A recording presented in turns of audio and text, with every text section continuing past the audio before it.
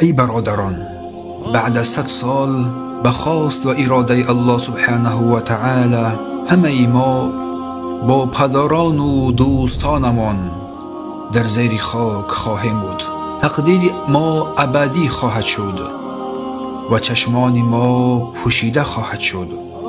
خانه ها، مال و ملک و ثروت و دارایی، وظیفه های ما و غیره ما را ترک خواهند کرد. آدمان دیگر صاحب آنها خواهند شد و هیچ کس چیزی از ما یاد نخواهد کرد. حتی نبیرگان ما شاید نامی باباهایشان را به یاد نآورند و ما تنها یک خطی در خاطر بعضی از آدمان خواهیم ماند و بس. اما با مرور زمان و سیمای ما کاملا فراموش خواهد شد. پس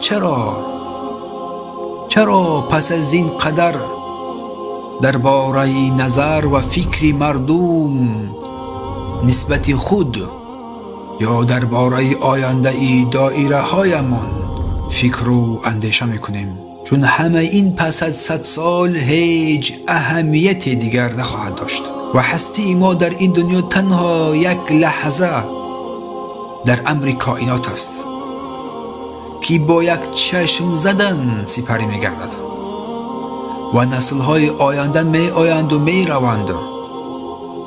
هر نسل زود دنیا را ترک خواهد کرد و این دنیا، این مال و ملک و ثروت و دارایی را به دست نسلی دیگری می سپارند، حتی پیش از آن که پوره آرزوهای خود را بیان نکرده الکی گذاشتند.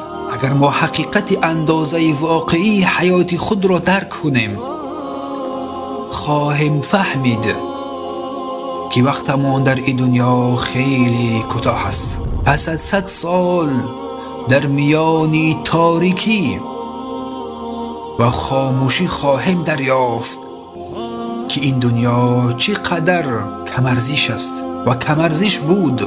ما آرزو خواهیم کرد که تمام عمرمان را به کارهای نیک و جمع کردن ثواب و خیر و صدقات سپری و صرف کنیم. ای برادر مسلمان، ای خواهر مؤمنه، تا وقتی که هنوز از عمرت باقی است، بیا خود را اصلاح کن، خود را اصلاح کنیم، خود را تغییر دهیم. و این چی سفری عجیب است که از روی زمین آغاز شد. به بطن مادر می رویم و از بطن مادر بار دیگر بر روی زمین بر می گردیم و سپس دوباره به زیر خاک، به زیر زمین قرار می گیریم و پس از آن در آن روز، در روز حساب کتاب، در صحرای محشر برانگیخته می شویم و در هر مرحله چیزهای عجیبی رو می بینیم و در نهایت و در آخر جایگاه ما یا به سوی بهشت خواهد بود یا به سوی دوزخ. و چی زشت از حالتی کسی که تنها وقتی به مسجد آورده می شود که جنازه او را دست همدیگر داخل مسجد می گردانند. و چی زشت است زن بیچادری که تنها وقتی جنازه او را کفن می کنند و او را می پیچانند. پس ای برادر و خواهر، تا کی ما در غفلت باقی میمانیم؟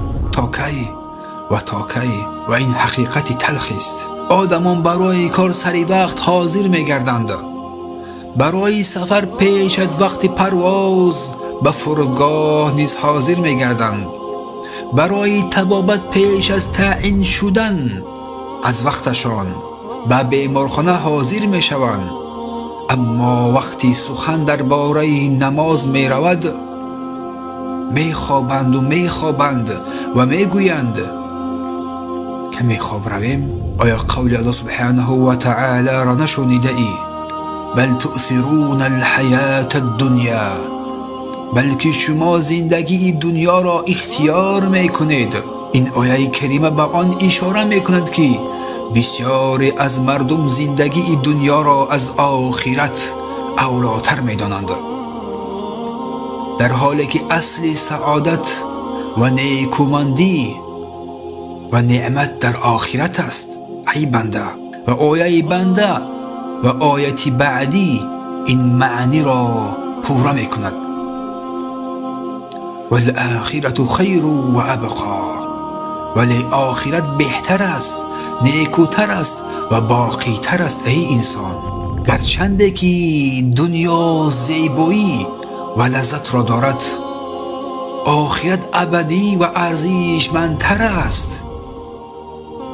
این آیه های کریمه ما را وادار می کند و دعوت می کند که به حیات آخرت بیشتر و بیشتر توجه کنیم ای انسان، و عمل های نیک و طاعت و عبادت را اولاتر بدانیم.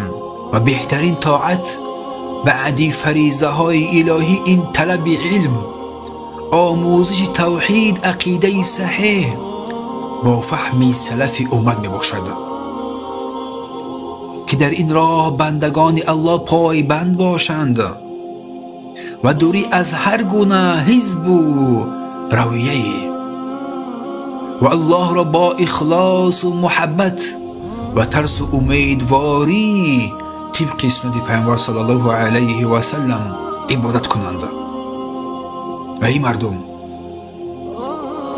این یک درد است برای من، برای تو، برای هر کسی که پس از ما خواهد آمد. و ای پروردگار، ای پروردگار بزرگوار و بزرگشان، ما را به بهترین انجام کارها از این دنیا ببر.